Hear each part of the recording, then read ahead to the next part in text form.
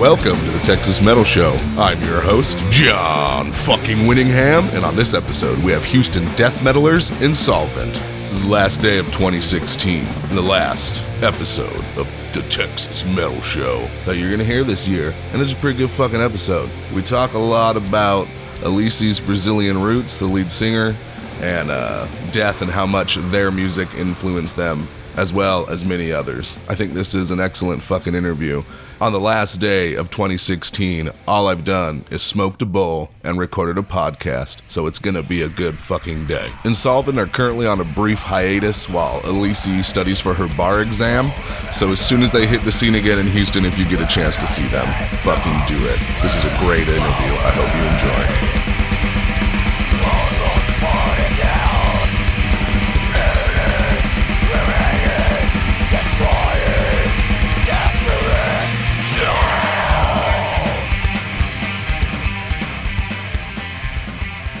We're sitting here in what I always assumed was just a large abandoned building in, what do we call it now, Edo? Second Ward. Edo, East Downtown. East Downtown. We're sitting with Insolvent.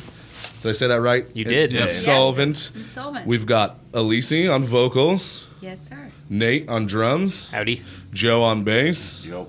And Tom on guitar. What's up? How are you guys doing today? Great. I realize we already asked that question, but I'm going to ask it again. Thank you so much for being on the show. I don't know who told me about Insolvent, but Elizabeth had tossed around the idea of doing an all-female lead show, and if you've listened to the show and you're familiar, we do have an all-female lead episode of Texas Metal Radio. It's number 6, called Female Domination, and it's pretty fucking amazing. I really like it. But I went onto you guys' Facebook page and went into, I think, the audio section. I was like, oh, this is fucking great. You guys are going to fit. And then I saw you guys were playing a show a couple of weeks ago at Walters with Child Bite. And who headlined that show? Lord Dying. Lord Dying. Lord Dying, that's what it was. And you guys did a great fucking job. Yeah. That was a really Thanks, good John. fucking show. I really enjoyed it. Yeah, we're Thanks, pleased. man. We were so surprised at like the diversity of the style of music that was specifically female-led in Texas. There are so many, from really good bands to... Not Others. so good. Yeah, others. Not so good bands. Excuse me. The ladies really do it up right. So why don't y'all give me a brief history of the band? How did you guys become a thing? I'll do it. Okay. Yeah. Just because I know about. Okay, I moved to U.S. 2010. Joe's my husband. Got married to him. And then the thing was, like, I used to play in a band called Tarsis in Brazil. And I was like, oh man, I really want to get back to playing death metal again, even though it's US, I don't know anybody. So Joe has a friend named Nate, which is our drummer. And then we kept looking and searching for the perfect guitar player. And then I found this guy on a Texas, whatever, Facebook page. The Houston metal scene. Houston metal Yeah. scene, yes. Yeah. And then it was Tom, and Tom had just recently moved to Texas from New York. And then I was like, oh, okay. I was like, hey, man, do you want to jam with us? And he was like, sure, why not? So he came, and then it started Insolvent. We started like that day, like 2 years ago. Yeah, it was fate, I think. Like, we're all from different places except for Nate. Nate is our I'm the only Texas native guy. Houstonian. Yes, that is Well, correct. you say native Houstonian, but you've lived all over Texas. Like, That's fair. you didn't really grow up in Houston. No, but I was born on the bayou. Yeah. Well, Yeah, right Raised down on- by the turtles. Raised There by was the some bayou. He became the moccasins bayou. down there, water moccasins. Born on the bayou. Jesus. What is this? It all came CCR? together pretty quickly. I think that all of us really just wanted to play, so we were going to make it work. Stylistically, I think we all kind of come from a different place. But we were all really psyched about the idea of just getting in a room and, playing as loud and fast as we could. So that's what we did, and, we're still doing it 2 years later now. I'd say you guys do a fairly good job. Yeah, we're okay. Death metal is that umbrella term that we spoke about a little earlier, which you may or may not actually get to hear on the interview. And if someone asked me what you guys played, I would say death metal because it's just the easiest form, but it also is not offensive, but it's like lazy. Because you guys have death metal elements to your music, but there are other elements added into your music as well. Oh, yeah. We have, So- yeah. with that being said, what would you guys say were your biggest influences to play the music that you do? Because I know you guys do, when you play live, you do a Dying Fetus cover, correct? We do, yeah. Yes. You know, but there's so much more to the music. There's some beautiful tremolo parts that I really like, because for some reason tremolo picking just hits me in the right spot. It always has ever since I was a kid. So what do you guys listen to that makes you play the music you do? Mine personally, and then I'm just gonna be. I listen to Death, the band Death. That's my main influence in everything. What's your favorite Death album? Uh, That's a hard question. Take your time. We have like total opposites. I can guarantee honestly, I you. have a lot of reverence to the Symbolic Okay. album because it's just so intense and at the same time so technical. Mm-hmm. Chuck did a great job, like with the compositions and all that. And you know, I just think death metal is all about. It's not all just being mainly and just talking about. You know, like Sometimes you how wind up just how being- man, how tough I am, and all of that. Yeah. And Caveman metal. he made a difference. He made a difference in the death metal scene. Well, with death metal specifically, and this is something I've talked to other people about, not on the show, but just, you know, in my everyday life, there is a macho-ness that comes along with some death metal that can honestly be downright fucking obnoxious, really. Oh, Sure, yeah. for sure, yeah. And that's kind of what I was talking about before with like the caveman metal, you know? You just wind up sometimes playing like the simplest shit as possible just to sound more brutal or more breakdowns and just it's got to be as low end as possible and there's no melody or anything. There's only one way to do it, and it has to sound like this, and it has to be misogynistic, Yes. and we have to write songs about raping and mutilating women, which is Yeah, a very which common was theme. in order to weird. be a nonconformist, you must wear black and look like us. Exactly. So who else? So we've got Symbolic. My favorite Death album was probably, Jesus Christ, it's the one with Andy LaRoque. Is it Sounds of Perseverance, is it? I don't think that Not had Sounds them. of Perseverance. Hold on, I have it on the phone. Individual Thought Patterns. Oh yeah, That that's a was solid good. one. That's a really That solid was my one. introductory Death album, and it was the album. I like spiritual healing a lot as well, but that was the album that really got me. So other than Death, what are the influences that you guys like to bring to the table when you decide to write an Insolvent song? Well, I'm kind of the most recent transplant, so being originally from New York, there's a little bit of New York style death metal still that just happens to come through just because of, you know, where I was and how involved in the scene I was up there. And for all of us who have not ever been to New York, what's New York death metal? Like what qualifies something as like New York style death metal? Can you give me an example? Suffocation is straight up definitive style. Lots of technicality, blazing fast solos, lots of blast beats, the occasional breakdown, but not to the point where we're getting to deathcore or anything like that. You know, more of a fast tempo, just groove, something to kind of ride out on for a little bit. But even just myself, you know, I grew up listening to like hardcore punk and ska, so my influences vary from all over the place, and I think that's kind of what helps pepper in little bits of melody and some nuances that you might not be able to place in the specific death metal genre that you want to just fit it into anyways. Well, I don't know if you would want to just be that specific death metal genre I don't style. wanna That be- would kind of suck just to be that generic Yeah, crap. we're avant-garde jazz fusion speed and black death metal.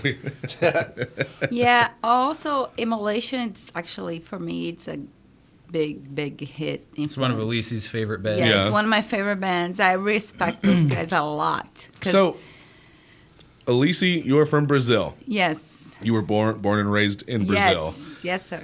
And how did you get these death metal roots? Where you were? Were you growing up listening to death? No, I actually so I started listening to metal when I was 18 because I was in high school, leaving high school, my last year in high school, and I was an awkward kid. I didn't know how to approach my girlfriends in high school and all that. So I would hang out with the guys, and that's what they would listen to.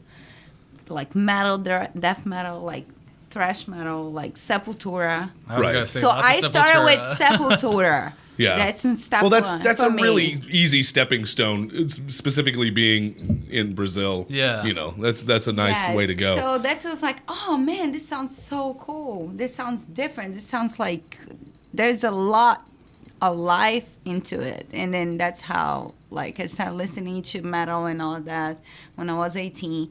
And then like 2 years later, I started playing this band called Tarsis in Brazil. And those guys there, they're old, like 10 years older than me. I would do the vocals, and then I was just 21 with these 30-year-old guys playing death metal. And I was just like, they're like, oh my gosh, your vocal is so good, and you're so young. How come you doing that? I was like, oh, I listened to Sepultura. Like, oh, I can't believe that you would do those types of vocals. And then those guys actually, they introduced me to that. They're like, this is what we listen to. And I was like, oh my gosh, this is amazing. It was like impressive to me because the lyrics are great. I read all the lyrics. That guy, Chuck, was like amazing. And then, the compositions, he was just into that. And it was about life and about real struggles and everything else. So Yeah, it he was definitely just had a vision when he yes. sat down to write. Yes, he was just like, I was like, oh my gosh. So impressive. Obviously, death could be considered the main driving force in the creation of what we know as like American style death metal. Oh, for sure. sure. That's common knowledge. Everybody who has any small amount of knowledge in death metal knows that. So, what do you guys feel about his insistence that Death didn't play this death metal style of music? I mean, how many musicians do we know that are pegged into a specific style and at the same time are like, oh, that's not us. Like, we don't really do that. Because he was very insistent that, like, oh, death metal, we don't play death metal. I think he just didn't want to be pegged down and kind of grouped up with, like, all the other guys that were in, because, Chuck traveled all over the fucking States. I don't think he wanted to be pegged down with, the Morbid Angels and the Cannibal Corpses and all the dudes in Florida and everywhere else.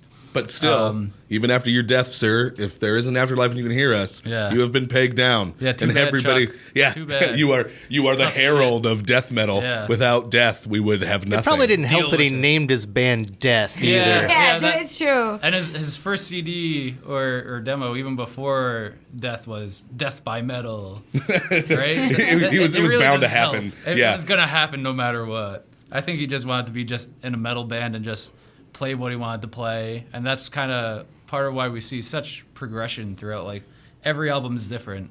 No two albums are the same. Which is, to me, a mark of a good band. Yeah, if that's not how you're approaching playing, you're doing it wrong. Period. Well, that's go how talk to Cannibal Corpse then, because they haven't changed fucking formats. and forever. and Cannibal Corpse is another one of those American bands that when you talk about specifically American death metal, you're gonna talk about Cannibal Corpse because they were kind of one like of a the household name forerunners, now at this point. right? And you keep doing what's right, correct? Yep. Oh yeah. That is know, correct. you've created a product and a brand, and you've got to deliver on what. Although they did experiment that like is. an album or two or ago with what was it, like Scourge of Iron or something like that, where they slowed down for like a little bit and then they sped up again. I would have to say Cannibal Corpse was probably one of my first death metal bands when I was a kid. I was about like 15 or 16, and it was it really went Nile and Cannibal Corpse, and Black Seeds of Vengeance was the first death metal album that I ever got, and I fucking hated it. Fucking hated it. I was young. Man, that's so sad. Well, at this point, my life had revolved around things like Metallica and Sabbath and Blind Guardian and Iced Earth and an Italian folk metal band called Elven King. Mm-hmm. You think I'm 30, so there's about 16 years ago. So I'm bathed in these like wonderful singers who are really talented with their voices, and then you start hearing just disgusting growls and throaty shit, and you can see how like someone who was listening to clean vocals could turn away from that. Yeah, and totally not be attracted to came to me eventually. Like, I love Nile now, but when I was a youngin'. John, Black Seeds of Vengeance was my first death metal album that I purchased too. Yeah. I loved it right away though. I did. I think I thought it was like the heaviest shit at the time, but I remember being like 13 years old and picking up a Slayer CD, and it was I think it was like Dead Skin Mask or something. Still pretty heavy to this day, I might add. Yeah, super heavy still to this day. But that was like the best thing ever. You know, nothing like a fucking skull and a bunch of upside down crosses to piss off my parents. Oh, I had that's- like that's just how enough it lawn starts. mowing money to pay for it. It was great. So what about you, Joe? What about me? What is your influence to make the style of music that you do? His Honestly, yeah, exactly. My influence, my greatest influences with this style of music are in this band right here is Tom and my wife Alicia. What do you listen to when you're just like going to work or when no one else is I around? listen to all kinds of stuff. So I have another band which is my project. So I'm kind of the odd man out in this band. But you're freaking calling me out right now. Well, that's okay. Let's have a showdown in the streets. So Alicia, she actually tried out several different guitar players. She was trying to get this project going, so almost since the moment she set foot in this country. And so I would try to help her out, help her find places. And then my band had a practice space, and we were working on things. So she would use that, and then Nate's my drummer in my band as well. So she would use my drummer too. And what band is this? It's called Alone on the Moon. It's kind of an instrumental, progressive stoner rock, post-rock kind of thing. Space rock. Yeah. Rock sent from you So- straight to the So moon. my background is way different. Like I listened to plenty of metal, but I wasn't, as much a metalhead as the rest of these guys were. What were your metal guys? Who were your metal guys? Who were my metal guys? Yeah. If you're gonna listen to metal on a Sunday morning, who are you gonna listen to? Sunday's the best day to listen to metal. I don't know if you guys know that. It's scientifically proven. Well, no, I'm with Alicia. Like I like listening to death, and Tom has turned me on to all kinds of freaking super badass shit. Like he's wearing an Origin shirt right now, which I'm a big fan of those guys. They're very technical. I Yeah, like them. yeah, but it's freaking great. But man, I'm all over the place on what I listen to. I listen to everything. What's your favorite Mr. Bungle album? Mr. Bungle album? I don't have a favorite. I think there was only one, wasn't there? No, there's like there's five, a couple. dude. There was 5. Wow, There might That's- not be 5. There may only be 3 or 4 now that I'm There's- thinking Well, I about think it. there's only EPs. enough Mr. Bungle songs that I would listen to that would only make up one album. Well, Probably. Yeah. we're going to have to stop the interview, listen to about 45 minutes worth of Mr. Bungle, and then we're going to have to come back. No, I don't know why. I just pulled Mr. Bungle out of my ass. I'm not quite sure why. Well, I'm sure Mr. Bungle would appreciate that. Well, and I could be wrong about this, so Mr. don't Bungle quote is me, but good, I think though. Mr. Bungle, one of the original intentions of Mr. Bungle was to be a death metal band. And if you listen you to that, serious? yep, and if you listen to that I can first, definitely see that. if you listen to the first album, you can hear it. There's a couple of crazy parts that we like. Oh, that belongs there's- on a death metal album. when in doubt, just the girls of porn. Oh, gee, man, being like 12 and 13 years old and listening to the album. That was like the it most badass thing Yeah, ever. oh, it was so fucking good. And it's such a great song, but it's so disgustingly wonderful. Yeah, so I've kind of jumped into the band because they had this really good thing going with Tom. And we and didn't they- have a bass player. They didn't have a bass player I and didn't or know anything. anyone here.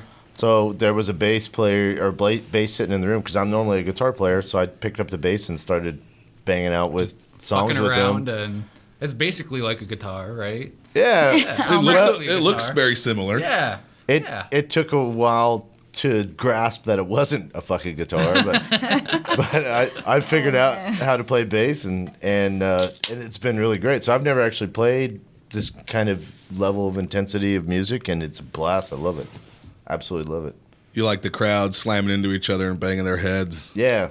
It's I a like lot of that. fun. Well, I the just best like thing ever. the intensity level of the music. Just when you're playing it, is great.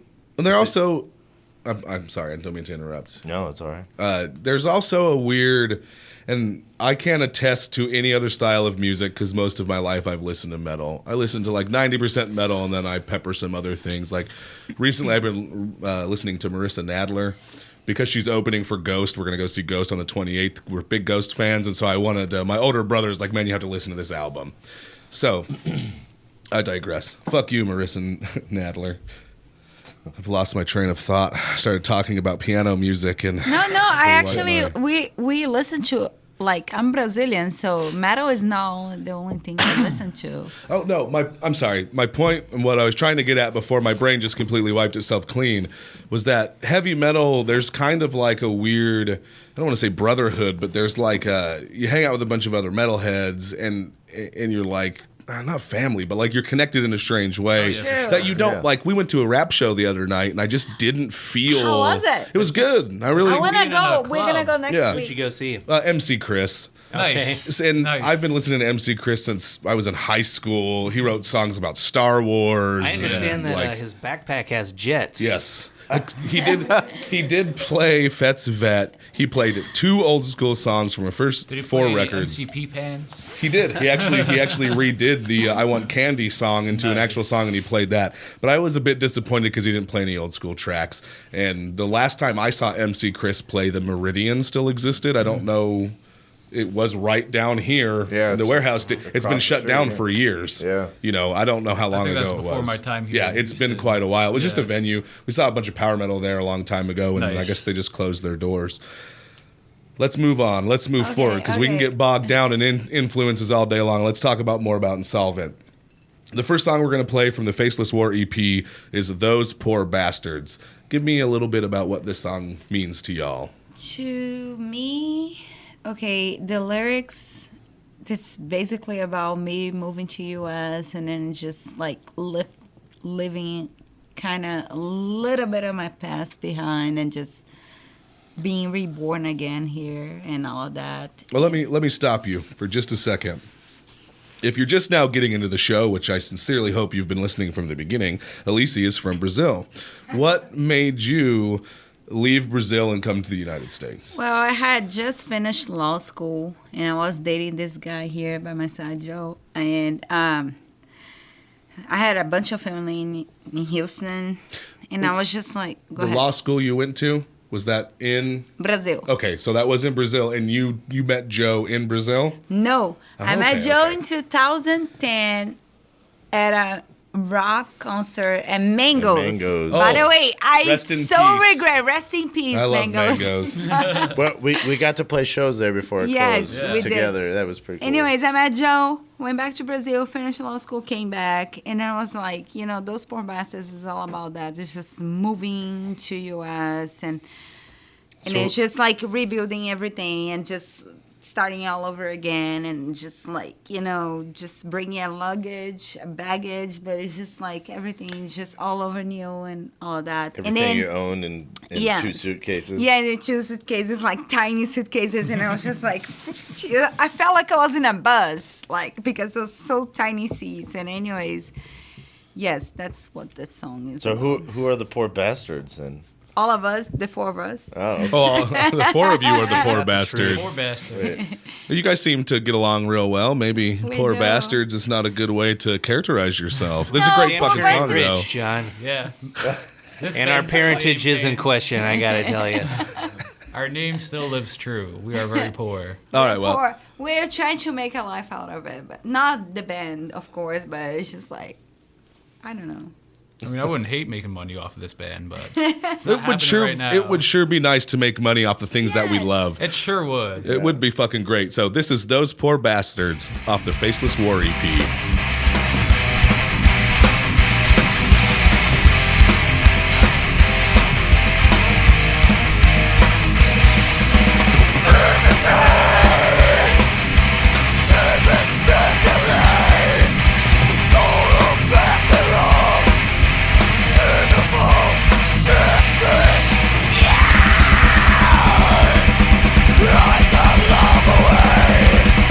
Don't remember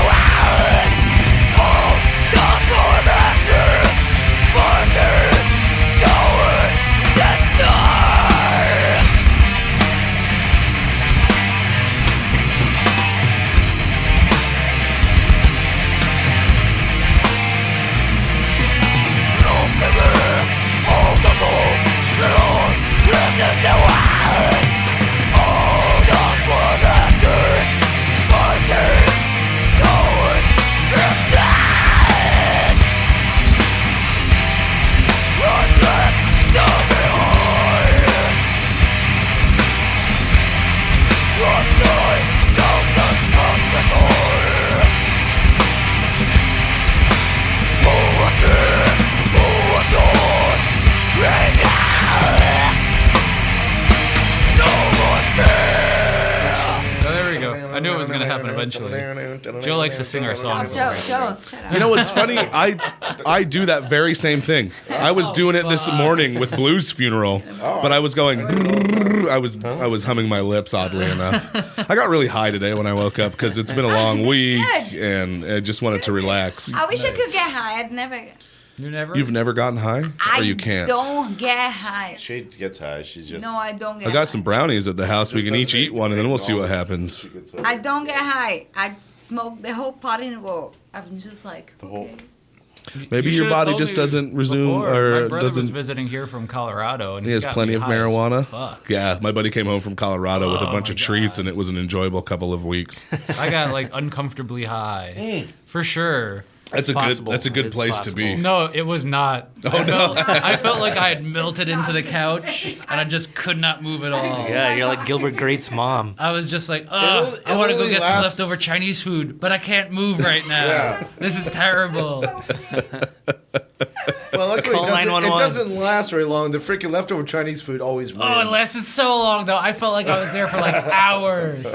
Just like hours. Just 15 like, minutes. all right, don't move, otherwise everyone will know how high you are. Don't move at all. And heaven forbid everyone realize how stoned you are. Which is weird though, Because everyone else is totally high around you anyway. That's a real thought process, and nobody cares how high you are. But for some reason, when you're in that uncomfortable stoned state, you certainly fucking care if everyone knows you're high, because the world's gonna crack open and maybe Cthulhu comes out. I don't know what would happen. Who knows? I hope one day in my life I can feel high. That's She.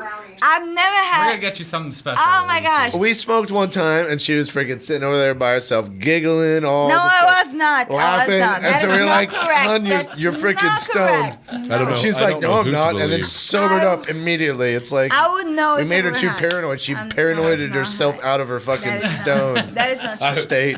I would know if I were high.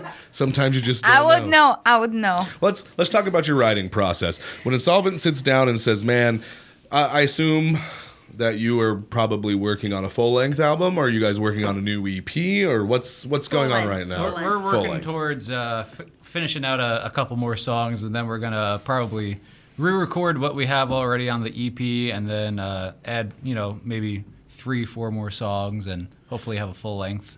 So what's that process like? When you write a song, does Joe come up with a song idea and say, "Hey guys, I want to write this song about A, B, and C," and fucking Nate's like, "Oh, that sounds like a great idea. I can add a little bit to that," or Typically, Joe will come in with an idea, and that'll immediately get shot down. And then then Tom and Tom I writes a will start working on a riff and a drum pattern, and we poop out a song. Yeah, Well, I what's mean, the- that pretty much happened earlier today. We were shaping out the skeletons for a new song, A new tune. yet to be named, and it pretty much starts off the same way every time. I'm fucking around on guitar, and Nate starts playing something, and I'm like, "Hey, we can work with that."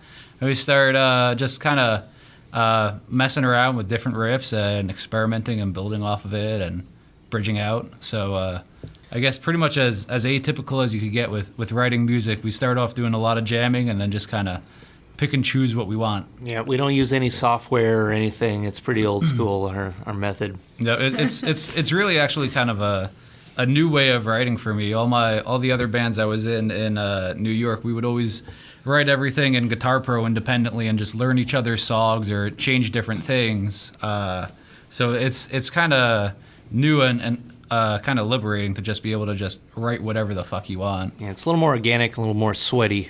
Yeah, organic and definitely sweaty is the way to go. Definitely more sweaty, that's for Well, sure. One of my favorite Dark Throne albums is Circle of Wagons. Are you all familiar with that album?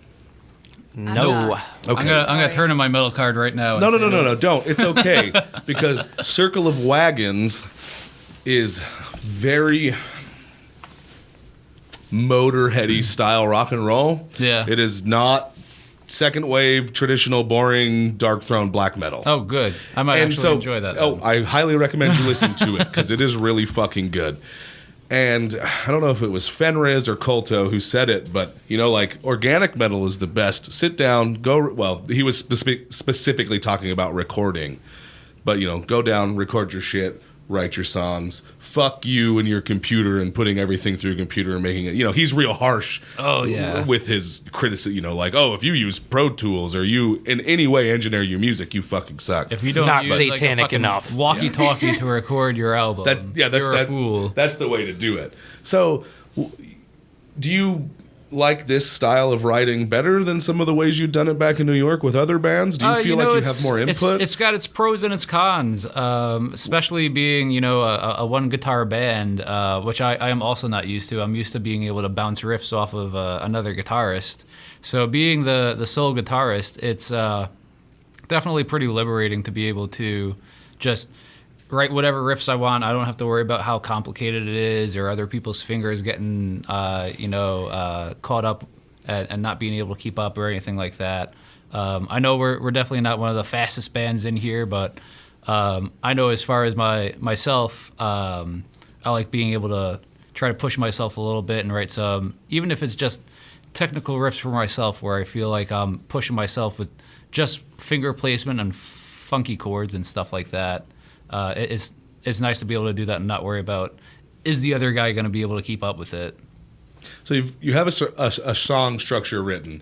Let's say you have your bass idea for what maybe the guitar is going to sound like and what the drums are going to do. When do the vocals come into play? When do you start formulating what the song itself is actually about and the message that it's starting to convey? Well, That happens Tom, at different times. yeah, Definitely. different times. So like today, I normally don't do that, but like Tom was playing this new stuff that he was like developing, and I was like, I'm just gonna scream a bunch of stuff here. Let's just try to come up with some vocals. I don't have lyrics for the new song that we're coming up with. So were you just like screaming gibberish, or were you just saying? I was thinking about actually potential lyrics, let's say like that. I was just thinking about like things like in life that I want to write about and all that.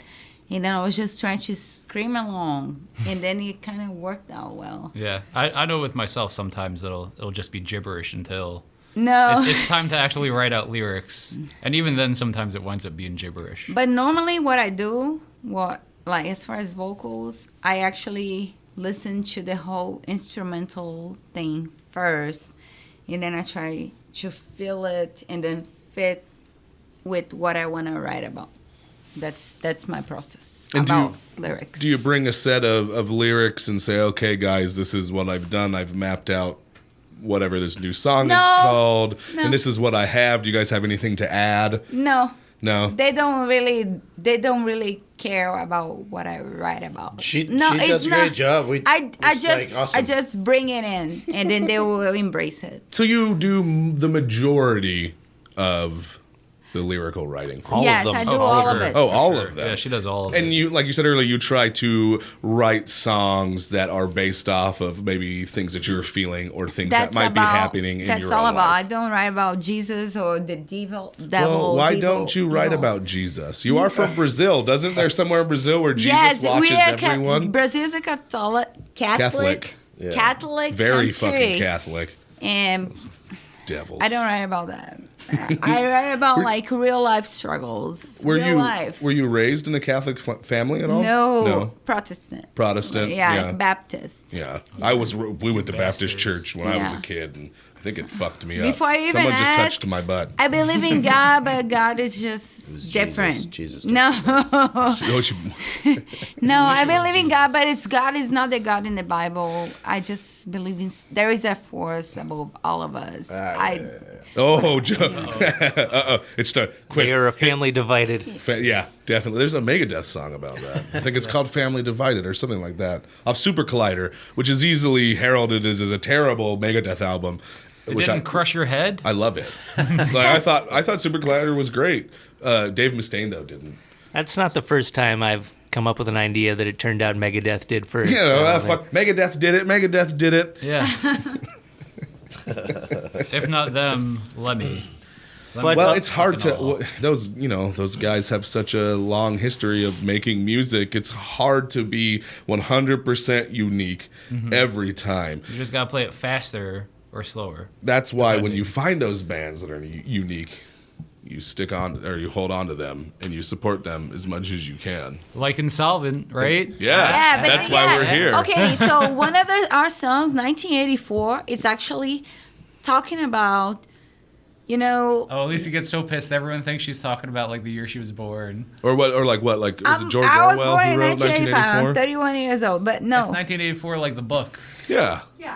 Yeah, it's just all about like, building, being able to build your own destiny and just stop being concerned about like what people expect from you and all of that. It's just like, just be your own person. That's pretty much what we write about, like as far as lyrics. Insolvent's been a pretty street level concept as a band. We don't make songs about fantasies or kind of the typical metal power fantasies or demons and There's gore. No, raping No, and pillaging hell going no. on in our We're not show. going to talk about worshiping the devil and raping and mutilating young No, girls. I don't even believe it Unfortunately. exists. We don't even talk about dragons, man. Well, I would really wanna appreciate it if you wrote a song about dragons. It would make me feel really maybe good. I might. Dragonborn. I come from a very power metal background. I was introduced to power metal at a Honestly, young age, so dragons, I No, love dragons. honestly, after watching Game of Thrones, I kind of wanna be Khaleesi. I was like, fuck yeah! It's like a mother of dragons. I don't know if you've read the books, but the last 2 books that exist, her story is really fucking boring. So you might Whoa, not want spoilers, to be bro. Khaleesi. I don't wanna read Look, the I books, didn't so I don't spoil get it. anything, okay? Tyrion dies and the world explodes. Interview over. What happens to Mic drop. Khaleesi? Oh no. Yeah, done. Damn it. You just ruined my life. Well, that Spoiled sucks. Game of Thrones. The Texas Metal Show sucks. Yeah. Well, so, as far as like songwriting and stuff, it's been, over the last year, Alicia's been in law school again because she had to go to law school again here in the U.S. Yeah, she figured if she could do it once, she'd do it again. So you can't get a law degree in Brazil and then come to America? Yeah, how Hell fucked no. up is that? I mean, if you want to be a legal assistant, turns out they but have 2 different if you law want to be a lawyer, you have to systems. do, yeah. Between the 2 different countries. That makes sense. They're like their governments are different in everything. It's wild. Different countries have different governments? Wait a minute, I thought we Right. were all the Poor same. Alicia had just finished law school in Brazil and then came here and started law school again. Which Which law, is That like is the story that's of like my going life. through which law hell school twice. do you prefer? American or Brazilian? I like American law school because in Brazil it's just lecture process, so you don't have to even read anything for the whole semester, and then the professor will just throw everything, dump everything on you. It's just like you have to study for the final exam. And then, whereas here it's just like you actually have to read for every It's a lot of single discussion-based class. stuff. You have to Yeah. be prepared for class. So So it's- as a result, she wasn't at a whole lot of practices last year. No, yeah, I'm being away. We banged out the songs, the rest of us. Like, we wrote songs and figured out the structures and everything on the songs, and then we would try to get a decent recording of it. And then on days And that then- she was here, she'd actually try to sit down and write vocals Yeah, while yeah. we're practicing, just going through the instrumental portion of it. And then getting her a decent recording so that she could listen to in the car and stuff and try to get as familiar that with the was tune as next possible. year, So last year. that actually worked pretty well over the last year. Well, it was the only option we had, but we still banged out a few tunes. So Well, what was the writing process on Domes like, the song we're going to play next? I don't know. that one was a real The lyrics evolution. I can talk about, he can talk about the guitars. Yeah, I could talk about the guitar. Well, let's talk about the guitar first, and then we'll talk about the lyrics. Then we'll play the song. How's that sound? That sounds great. So on Domes, I had I forgot what CD, but there was a Cannibal Corpse CD that had just come out. I think it was a Skeletal Domain. It's whatever one with like Scourge of Iron on it, and they had just started doing a little bit more slower pace stuff, and I was just really digging that, and I'd been listening to that for a while, and I kind of felt like doing something I guess you could call it similar. I don't want to compare us to them too much because it's nowhere near the technicality that those guys hit. But I just wanted to do something kind of fun with a couple of different influences. So, starting off with something slow, then going fast and breaking back down again. And I wanted to throw in a couple of pieces here and there for, some of the TXDM guys where they love the breakdowns and stuff like that. And it just sounds brutal and heavy. So I was trying to piece together little bits of that and like a little bit of my usual progressive writing style as well. It was pretty. It was one of the more technical, at least for me, on the bass. Probably the most technical of all our tunes for me to learn. It was a pretty good tune. And how did the lyrics come about? The lyrics are about like, you just, you, John, you have your routine every day in your life, and you wake up, go to work, come back, and all of that. And then in between, you text one, text another person, call another person. It's like, hey, how are you doing? So the lyrics are just basically about like freaking domes that you have in your life every day. It's just like you wake up, go to work, and then just go home and cook dinner or not cook dinner and eat junk food. I don't know. And it's just like the feeling you cannot explain because you feel there is not enough time to do anything that you really want to do because you have all these obligations in your life. It's just wake up. And it's just like, wake up, and it's just, you feel like you're inside of a dome. Sometimes you don't even realize it. But it's just, yes, you have to wake up, go to work, pay bills, this, that. That's all about domes. Well, Plus, how can a Houston metal band not have a song about domes? The Astrodome. there's a dome right down the fucking street. Right. Precisely. They're not going to tear it down. They have decided that the Astrodome is worth saving, and now they're going to do something else with it, which I don't fucking understand. Maybe we'll have the Super Bowl They in it. decide that every year. Somehow it's still a debate every year, though. Well, So. as far as I know, getting off the subject of Insolvent and heavy metal, the Astrodome is just full of cats and cat urine. That's what I've heard. But this is domes. That from they the should fake sell tickets for that. the Astrodome cat piss Cat urine dome. excursion. Yes. If you want to smell ammonia The and get Castrodome. feline AIDS, come to the Astrodome. They could sell it as a fucking cure-all or something. It's like come in, fucking Like stand rattlesnake in this venom. I gotta environment put it in and- some. Yeah, this is domes. Hold on, let me stop laughing here. I'll use it. Well, use whatever you want, baby. This is Domes from the Faceless War EP.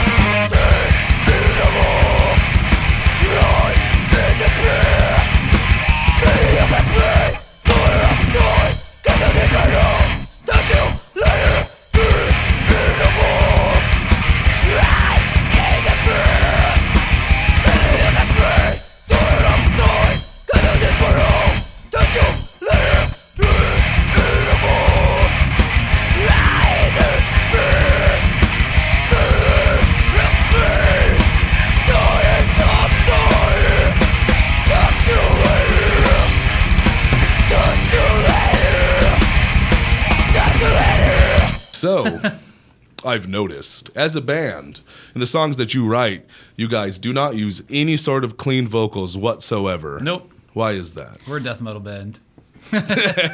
First of all, the only type of clean vocals I do is like bossa nova and MP Brazilian traditional stuff. And it's just I like metal. It's an art. It's about expressing all your anger, all your revolt, all your everything that Being fucking raw it's just and it's just visceral. not about being sweet and pretty and clean. It's just all about everything that's inside of you that needs to come out, and that's not good stuff. So, anyways, And, that's- and they turned my mic off too. So And sadly, in the metal scene, with a lot of the more notable female lead bands, you get a lot of that real sweet. and I really melodic- respect that. Yeah. I really do. The thing is, at least for me, I really respect. There are several bands here in Houston and all over the country that do a great job with metal and all of that. They just sound so good. But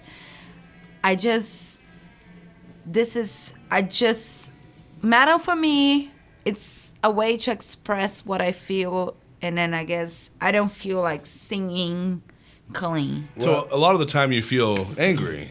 I feel angry, and then most of the Fucking time, because it's hard. most of your day. Think about it. Most of your day, you have to struggle. You have to just go through You stuff pay that you fucking don't want to bills, go through. Go to work. Yeah, And I don't then- want to do my job. I want to do Texas Metal Yes, Show 100% and of the then time. you're not gonna be like, "Oh, I wanna do my job." Whatever. Why would you want to make You metal know, like it's that? just like you were just angry. So that's how I Who's feel. gonna write a blast beat around that?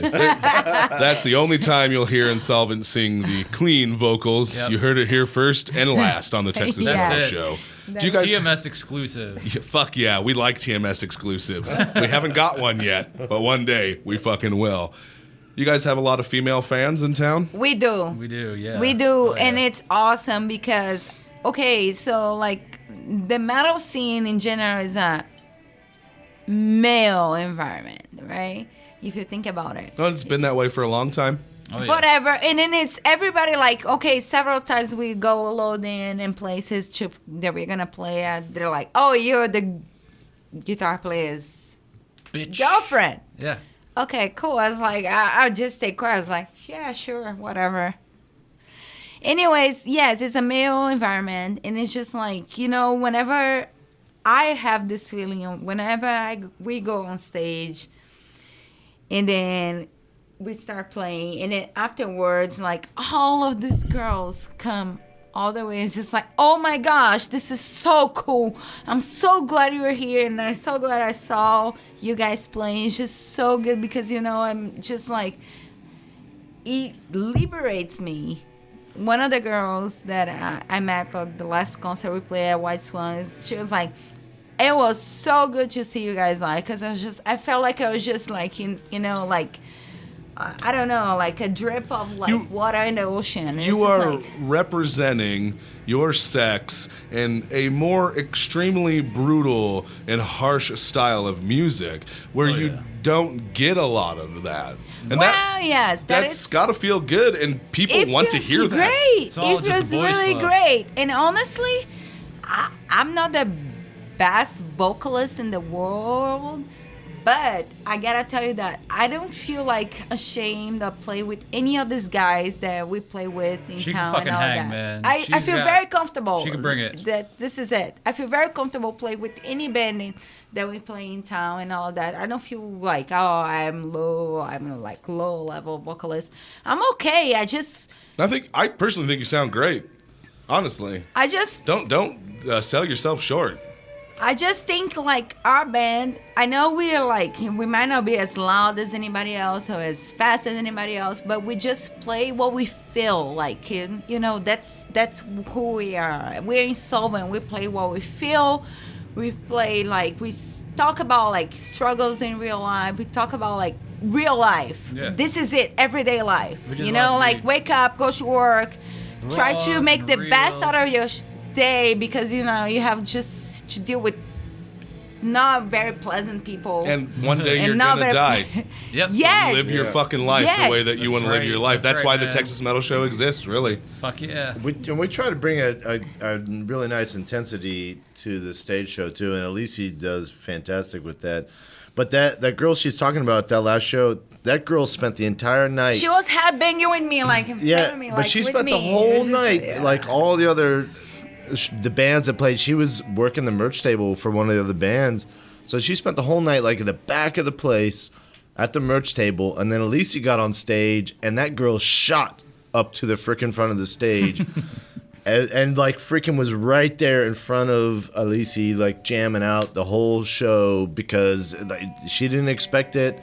This was somebody that was brutal, that was of her sex, that was freaking bringing it like heavier than freaking half the bands there that night. Like it was cool, and that's the kind of thing that we see at a lot of the shows we play is those girls who you see at the back of the club, you know, or whatever They're venue all you're at the at. back of the club, sitting Yeah. at the bar. Holding Sit Yes. at the bar. jacket. Right. Yeah, Right. and then those girls all of a sudden have a representative up there on stage showing how awesome that women are in metal, and they're right up there at the front, and then they all want to go talk to her afterwards. So Well, representation matters. Yeah. I It's mean, Great, because it there really fucking are a does. lot of women who are metal fans in Houston and that come out to the shows, and they're involved as fans, they're involved as promoters, and they're involved in a lot of different ways. But to watch them really respond to the energy that's being put out by a woman who's got such an aggressive style, the energy that they respond with is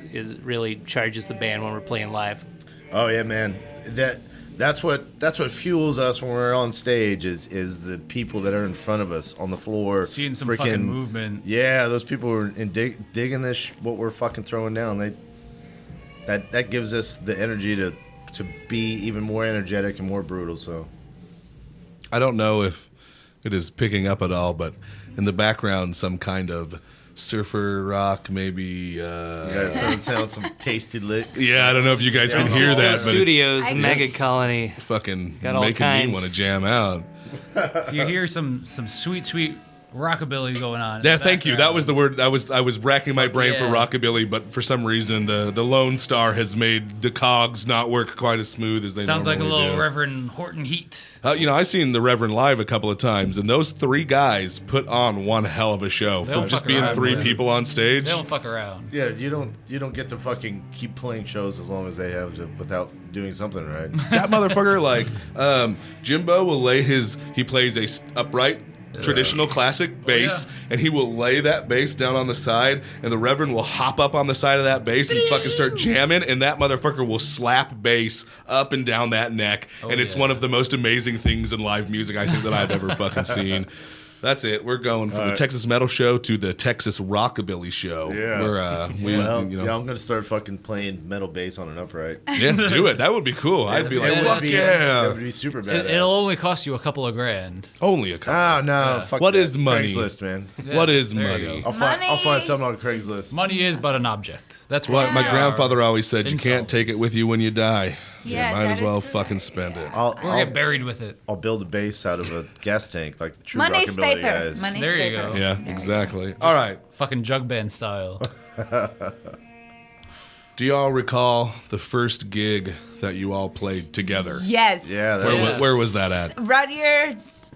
We love you, Rudyards. We're big fans of Rudyards. November something 2014. I did not have nearly as a magnificent beard as I do now. Yeah, your beard was pretty weak. It was- didn't my beard November game was very weak. 7 or 8, 2014. And then we're just green.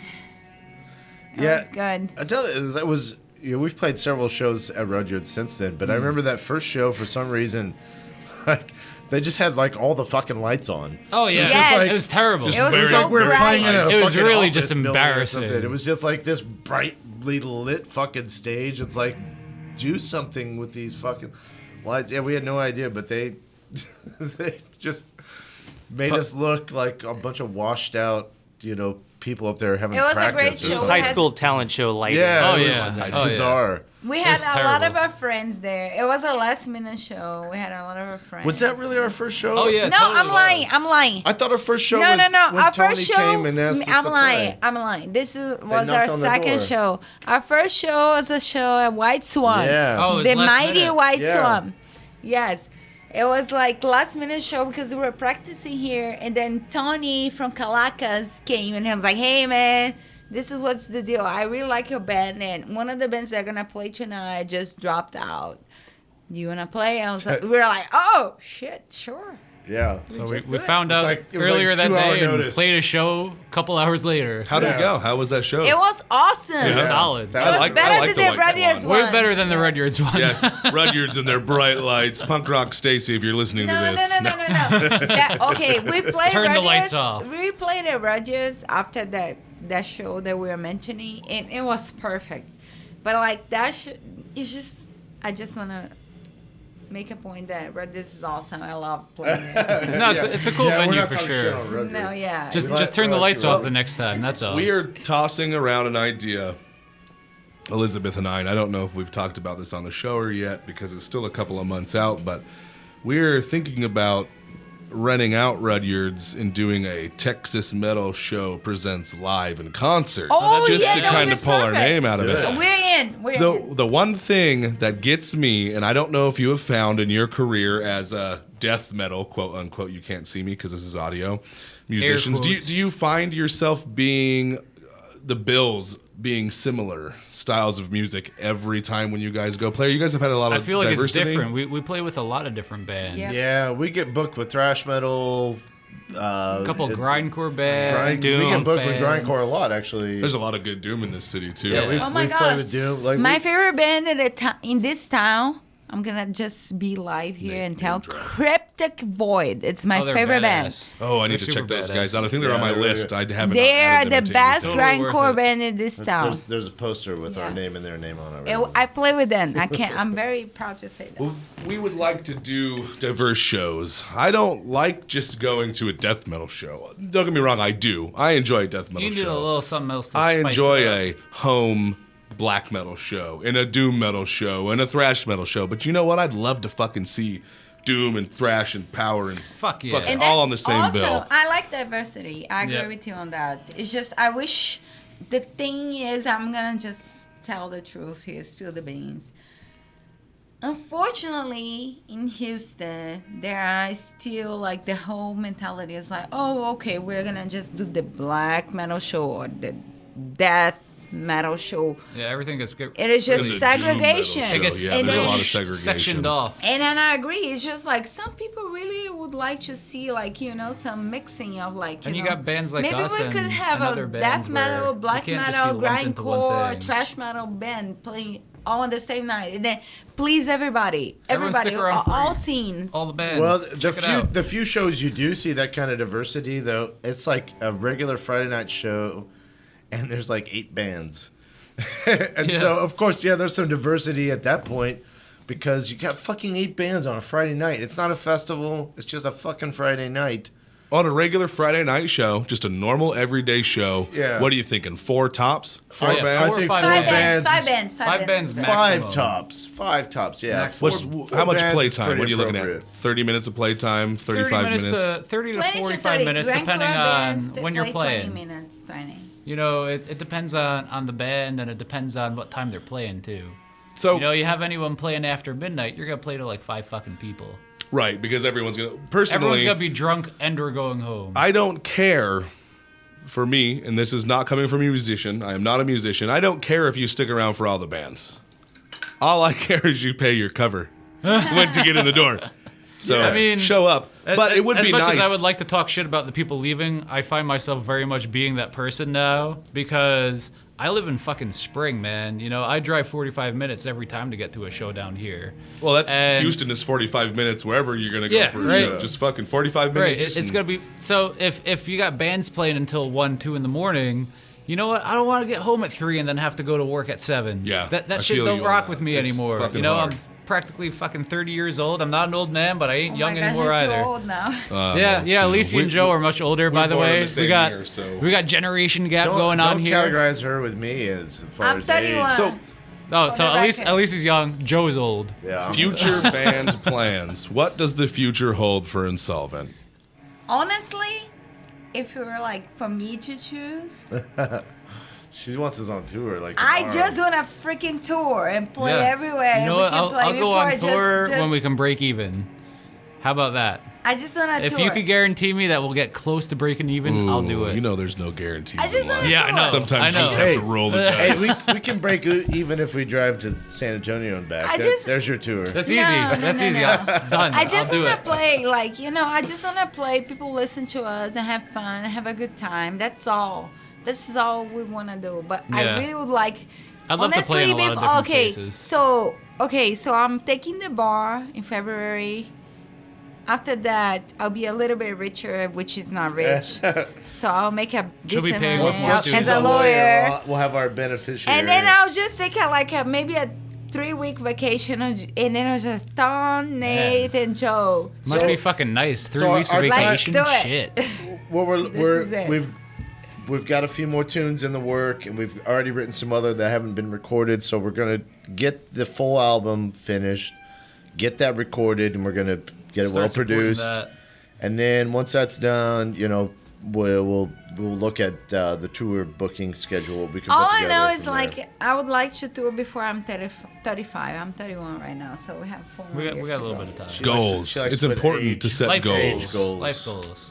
Ha- My life goal is not die, play music. You're gonna die one day, so that one's gonna be real hard to get away It from. is. It's a tough one. But you're already I've made it playing so music. far. You're doing a good fucking Yeah, job. so far of not dying. How do y'all feel about the interview? Great. Great. This is awesome. Is there anything Wonderful, else you guys wonderful might want to podcast. talk about before we go? No. Anything at all? Yes. Okay. Oh my gosh. Uh-oh. Someone get a What the soup hell, box. man? I just want to say that I really appreciate the metal scene in Houston. I really do. I really appreciate, Desecrated Fate, Taylor from Desecrate, and Tyler. Tyler. Not Taylor. Sorry, I don't know how to pronounce. Taylor's a girl. I'm a disaster in This pronouncing. is Tyler. We're sorry, Tyler. Tyler is a really awesome guy. He's been helping us out, with booking gigs and all that.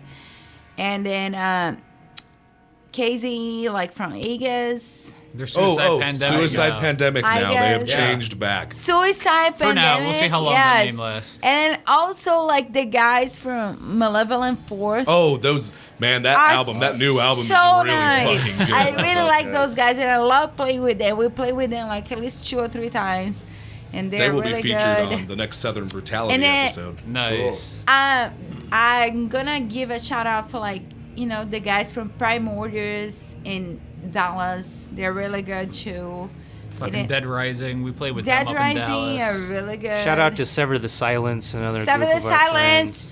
Michael, and everybody else. They're awesome. And then All the local bands out there that are playing music, even the ones that Yes, we I don't just- like, yes. just keep doing it. just keep We're doing talking it. to And then everybody. also my friend Letty Castillo. She's always in the shows. We have comes a out to whole all our shout-out shows. period. Yeah, this is Yeah. it. This is the shout out plug shout-out section of the show. plugs. I'm sorry. This is her Anyways, academy. Her We'd also like to thank- Hello, shut up. Angle amplifiers. We're looking for some I just support. wanna Angle thank- amplifiers. Okay, John and Elizabeth, I want to thank you Oh my guys God, hon. for for being here with us and just interview Well, us. thank you guys are awesome. No, so much for being on the show. We you, really man. like the EP. If you listen to the show, buy a copy of the fucking EP. Support these guys. Support your local metal scene. Thank you guys so much for being here. Fuck yeah, Texas bro. Metal Show forever. Fuck yeah. Word. Forever. Yeah. Forever.